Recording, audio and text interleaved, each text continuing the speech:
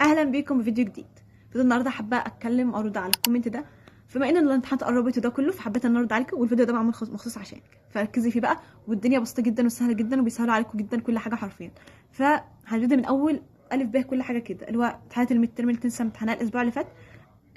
دلوقتي المفروض الوقت اخر اسبوع ليكي، اخر اسبوع لنا يعني الاسبوع الجاي نوصل لك يوم الاربع، اخر اسبوع الاسبوع الجاي. بعدها هنبتدي امتحانات الشفوي والعملي. ده اول حاجه بنبتدي بقى في الامتحانات. هنبتدي بقى من اول حاجه خالص، اللي هي الميد ترم اللي احنا لسه امتحاننا الاسبوع اللي فات. تمام. امتحانات الميد ترم دي بتكون عباره عندنا عن ايه؟ عندي وعندك وعندي ثالثه ورابعه وده كله. تمام. شتات بتتسلم، ابحاث بتتسلم، ورقه خارجيه، ورقه من الكتاب بتكتبي فيها اسئله وتمتحني فيها. اعتقد ان ده كله ده اللي انت بتعمليه في سنه اولى. تمام. اعتقد برضو انت ممكن تكوني جربتي امتحانات الشفوي، برضو اعتقد انت ممكن تكوني جربتيها، ممكن تكوني خدتي سنة خبرة يعني. تمام. المهم اول حاجة أنا عايزة اقولك عليها، لو انت عايزة تجيبي تقدير في سنة اولى فانت لازم تكوني مسلمة شتاتك، لازم تكوني مسلمة الابحاث بتاعتك اللي مطلوبة منك من كل الدكاترة، لازم تكوني حضورك وغيابك مظبوط. تمام. يعني مثلا ممكن تكوني غايبة محاضرة محاضرتين 3 اقصى حاجة.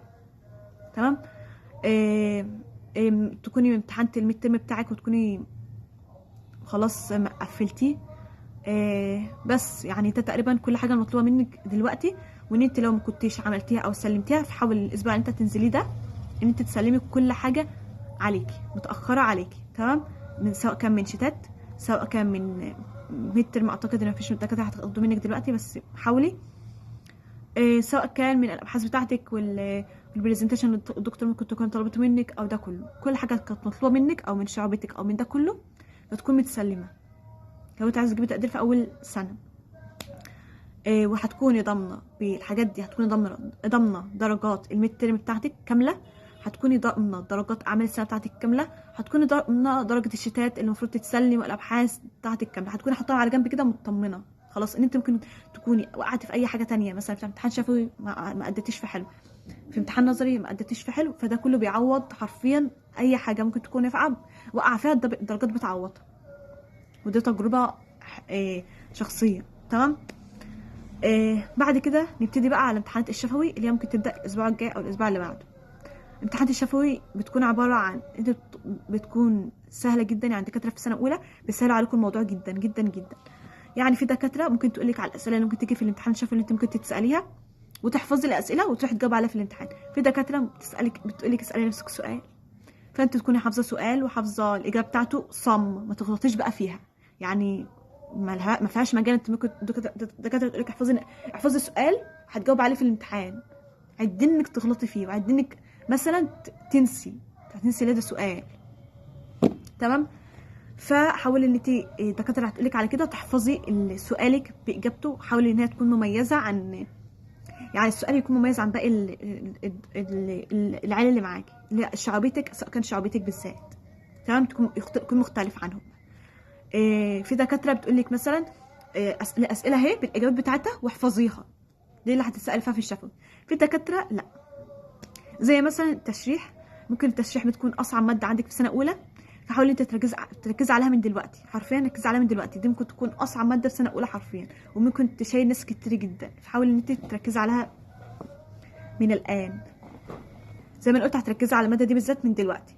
عندك بقى ده غير بقى اللي انت هتعمليه بقى في جنب، يعني انت مثلا دكتور قالت هتحفظي السؤال، دكتور قالت هتعملي هتحفظي الاسئله دي، فهي هتجيلك في الامتحان فاوكي عادي. جنبها بقى لنفسك انت هتجيبي الكتب بتاعتك عادي جدا وتقراي فيها، يعني كانك بتقراي كتاب عادي جدا، عايزه تفهميه، تقراي بتأني، تقراي كانك حرفيا عايزه تفهمي الكتاب، مش بتقراي كده وخلاص. تمام. بالنسبه لي انا كنت بجيبها في الشفوي، وقبل امتحان الشفوي كانت في ناس كتير بتستغرب مني، انا كنت بقرا الكتاب حرفيا، ده بيسهل عليا كتير جدا في امتحانات الفاينل. وانت امتحاناتك اصلا هتكون ام سي كيو، ولو جالك سؤال مقالي في دكاتره بتقولك هيجيلك سؤال مقالي، الدكاتره دي ممكن تحدد لك السؤال المقالي ايه، او ممكن تحدد لك 3 اسئله وممكن يجي منهم سؤال، فانت تحفظي بقى 3 اسئله حلوه قوي مثلا، وتكوني خلاص سيستم في دماغك انهم خلاص محفوظين. تمام. اي سؤال هيجي منهم خلاص هو ده. تمام. فانت لو قرات كتاب هيسهل عليكي جدا جدا جدا. الاسئله بتيجي مباشره مش زي ثانويه عامه، عشان كنت فاكره داخله الكليه ان هو هتكون لفه وتيجي كده من الشرق والغرب وده كله. لا، هي السؤال هيجي مباشر من الكتاب جدا. المحاضرات بتيجي من الكتاب برضو، ما بيكونش فيه اي افتكاس. يعني حاول انت تقرا الكتاب بفهم بتركيز، اهم حاجه، عشان في دكاتره بتجيب من الكتاب بس من بين السطور مباشر عادي. حاولي انت تركزي في كل كلمه وفي كل حرف وده كله تمام، وتكوني فاهمه الكتاب بيتكلم عن ايه. ماده التشريح تكوني بتفهمها جدا. عندك مثلا حد عندك معك حد في الشعب بيكون فاهم الماده او ده كله، خليه يشرحها لك، خليه يقعد معاك يشرح لك ده كله لو انت ما كنتش فاهمه من المحاضره وده كله تمام. بس كده امتحانات الفاينل بتاعتك بعد كده ده هيسهل عليك اصلا في امتحان الفاينل. هتيجي بقى في امتحانات الفاينل تيجي ورا كل ماده بيكون ما بين اصلا ملحوظه ان انت بينك امتحانات الشفوي والعملي ده بتكون في اسبوع ورا بعضه تمام، يعني كل يوم كل يوم. بتيجي بعدها يومين او 3، ميكملوش 3 ايام كمان، وتبدا على طول امتحانات الفاينل. بس الفاينل بيكون ما بين كل ماده وماده يوم يومين تمام. فمش بتلحقي، يعني مش انت مش بتلحقي، فانت مش بتلحقي، انت بتزنقي نفسك. ف حاولي ركزي من دلوقتي، من الاسبوع ده ومن الاسبوع الشفوي تمام.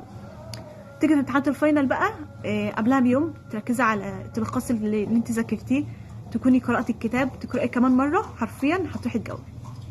ده اللي انا كنت بعمله. انا ما كنتش بذاكر طول السنه، يعني مش من حاليا طول السنه بتذاكر اول باول وده كله، لا. هي ايام امتحان الشفوي كنت بركز عليها جدا، وقبلها باسبوع، يعني الاسبوع اللي انا قاعده فيه ده اللي كنت بركز فيهم قوي، يعني خلاص هو ده وقت التركيز بتاعي. بس عندك في امتحانات العملي اي ماده انت تكوني قصرتي فيها او حاسه ان انت مش حلوه فيها، مثلا عندك السباحه مثلا الترم ده هتركزي، مثلا انت عندك مثلا مش بتعرفي تطوفي على الميه، ما كنتش بتحضري محاضرتك في السباحه ده كله، او حاسه ان انت مش كويسه، فانزلي تمرين بالحصه او حصتين بحيث ان انت تكوني بتعرفي تطوفي على الميه ده كله تمام، ما تكونيش خايفه من الميه تمام. عندك مثلا ماده العاب قوه مش عارفه مقصره فيها او حاسه ان انت مش كويسه فيها او ده كله، حاولي انت خلال الاسبوع اللي انت هتنزلي فيه ده اللي هو مش امتحان تركزي على المهاره دي اللي انت هتركزي عليها، وتجيبي واحده مثلا مش عارفه بتعرف تعمل او كويسه او شاطره او ده كله، وتقولي لها مثلا شوفي الحركه دي انا بعملها صح ولا لا، الحكايه اللي انا بعمله ده كويس ولا لا، ده كله تمام. اي ماده تحسي انت مقصره فيها او حاسه انت في العملي مش كويسه فيها، فحاولي انت خلال الاسبوع ده تمرني عليها، حتى لو انت بعد امتحانات العملي، يعني انت مثلا في امتحان العمل اهو الشفوي عندك ماده تاني يوم مثلا، حاولي انت بعد ما تخلصي الامتحان تقعدي في الملعب وتركزي عليها وتتمرني عليها كذا مره، بحيث ان انت خلاص اديتها بشكل كويس تمام. بس كده الحكايه بيسهلوا عليك، الحكايه جدا بيسهلوا عليك في سنه اولى. امتحان الشفوي بجد يعني بتكون لحد ما نوعا ما بتكون سهله وهتعدي بكل سهوله ان شاء الله يعني. بس حاولي بس انت تركزي وتقراي الكتاب وتكوني فاهمه الماده بتتكلم عن ايه، عشان دي اصلا هتفيدك بعدين تمام. بس كده اتمنى ان انت تكوني استفدت من الفيديو وفهمت الحكايه نوعا ما، ولو في اي سؤال برضو اكتبي لي تحت في الكومنتات، وان شاء الله هرد عليك يعني برضو قبل الامتحانات. بس كده اشوفكم الفيديو الجاي، ما تنسوش تعملوا لايك وتشتركوا في القناه والحلقات دي كلها، وبس كده باي.